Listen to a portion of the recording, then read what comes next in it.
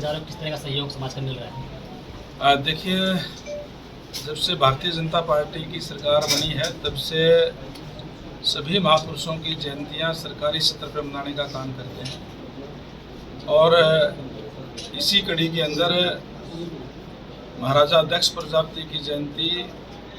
13 जुलाई को भिवानी के अंदर मनाई जा रही है।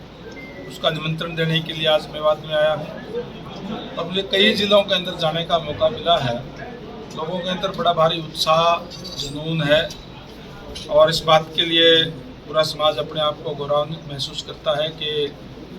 हमारे गुरु की जयंती जो है वो सरकारी स्तर पे मनाने का काम कर रहे हैं। पिछली बार पहली बार हमने हिसार के अंदर महाराजा गुरुदत्त की जयंती मनाई थी, जिसमें बड़ी संख्या में लोग आकर के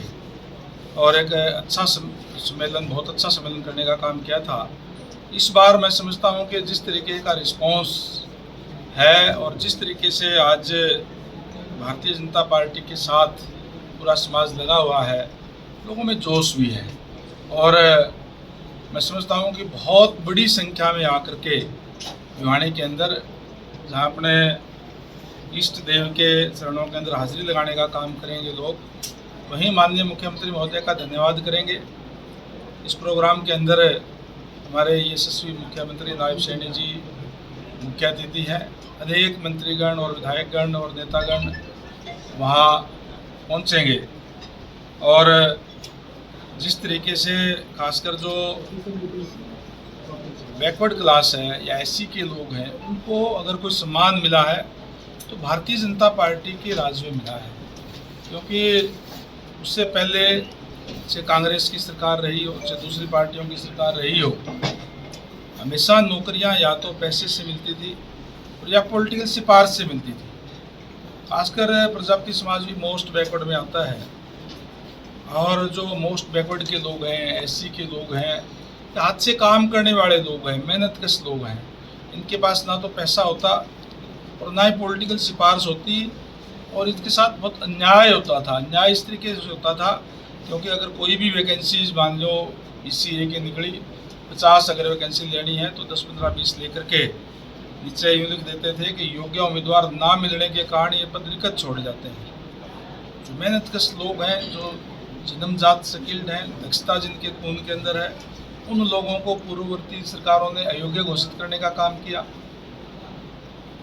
मुझे बड़ा गर्व है ये बात बताते हुए कि जब से भारतीय जनता पार्टी की सरकार बनी है और आदरणीय मनोहर लाल जी ने जिस तरीके का परिवर्तन हरियाणा के अंदर करने का काम किया कि पूरा हरियाणा जो है हमारा परिवार है, जो बच्चा पढ़ेगा मेरिट के आधार पर नौकरी जो है उसको देने का काम किया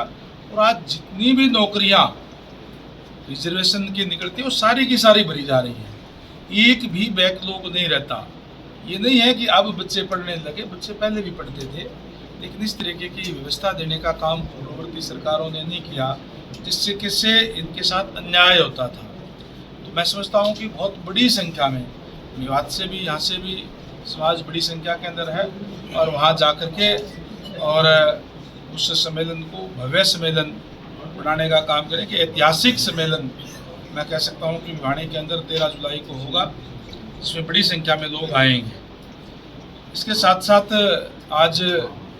मेवात में आया हूँ, मैंने मेरे दोनों डिपार्टमेंट के अधिकारियों की भी मीटिंग बुलाई है, PWD की और पब्लिक हेल्थ की।